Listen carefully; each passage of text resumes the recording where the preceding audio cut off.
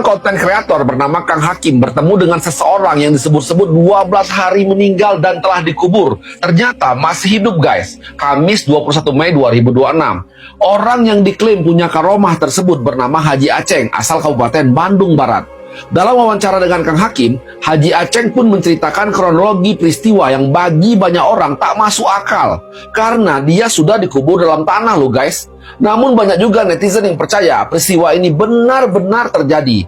Daripada penasaran, lebih baik kita tonton yuk guys. Assalamualaikum warahmatullahi wabarakatuh. Kembali lagi bareng saya Kang Hakim. Pada kesempatan video kali ini Kang Hakim sedang berada di rumahnya Pak Haji Aceng. Nah, Kang Hakim dapat kabar katanya Pak Haji Aceng itu pernah meninggal 12 kali. Benar itu Pak Haji? Salah itu. Salah. Bukan 12 kali, tapi 12 hari. 12 hari di dalam kubur. Baru digali lagi sama orang tua. Sebelum digali datanglah datanglah satu orang yang berjubah putih. Jadi membangunin ibu, terus membangunin bapak. Harus digali lagi kalau benar-benar sayang sama anak. Oh gitu. Nah, akhirnya kan digali lagi. Ternyata masih mati. 5 hari kemudian baru hidup lagi. Sudah 9 kiai dikumpulin gitu. Jadi setelah digali kuburan Pak Haji itu kondisinya masih mayat, Masih mayat. masih jenazah. Masih jenazah. Terus dibawa ke rumah, selama 5 hari. Di rumah, malam Jumat lagi di rumah, ya disitulah 9 kiai itu ya, yang membangunkan membangunkan Pak Haji. Berdoa meminta Ya, kepada Allah Subhanahu wa taala. Tepat air laut lagi diam, angin nggak ada, tepat jam 12 malam barulah nyadar gitu, baru nyadar. Sudah minum air itu, air surat Yasin itu gitu. Pak Haji, mungkin orang-orang juga penasaran. Kan Pak Haji setelah 12 hari meninggal lalu hidup kembali. Nah, waktu dimandiin itu Pak Haji ingat nggak Pak Haji?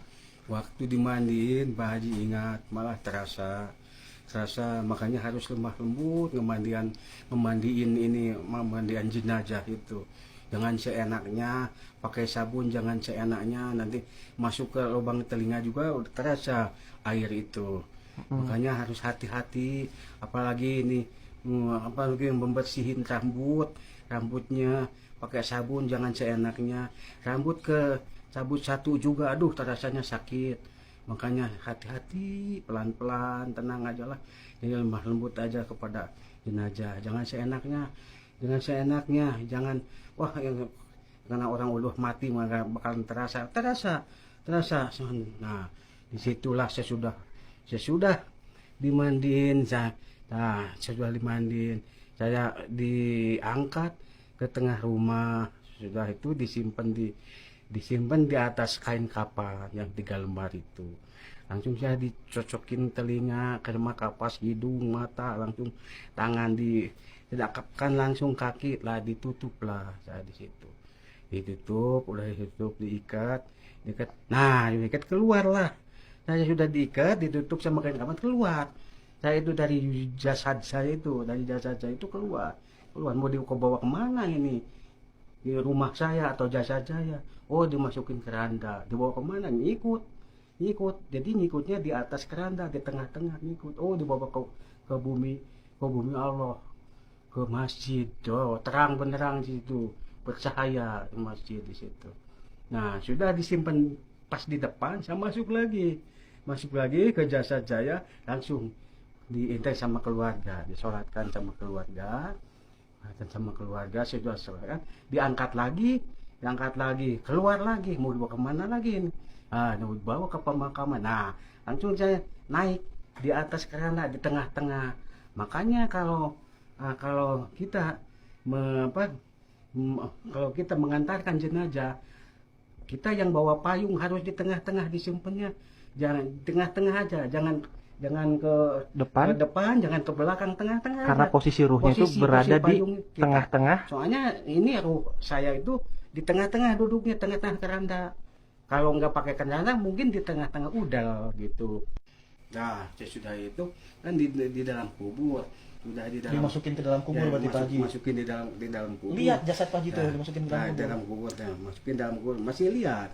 Sudah dibaringkan, nah Pak Haji Masuk gimana maksudnya? Masuk ke jasad. Ruh Pak Haji Masuk itu. ke jasad, langsung dipakai padung itu, papan kayu padung itu, padung, udah dipadung.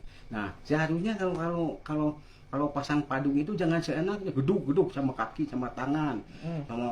Kalau di geduk-geduk jangan.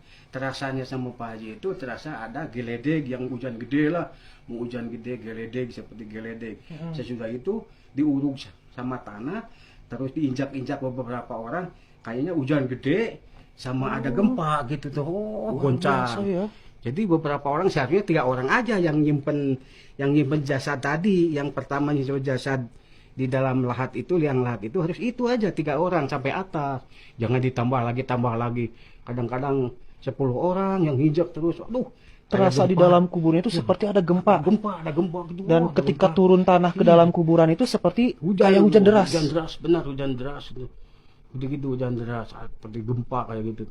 Nah, sesudah itu kan ditutup sudah itu. Nah, perasaan ini pakai batas nih rumah saya sekarang, pakai batas.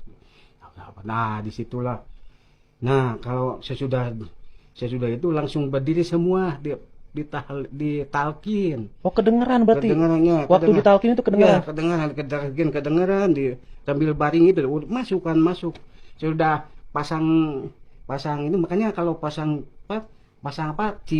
patok itu, pasang patok itu harus di kepalanya dulu, jangan di kaki. Seperti kita begitu panah. Dipasang patok. Nah, sudah itu berdiri semua, berdiri yang udah menguburkan itu berdiri ditalkin sama Ustadz.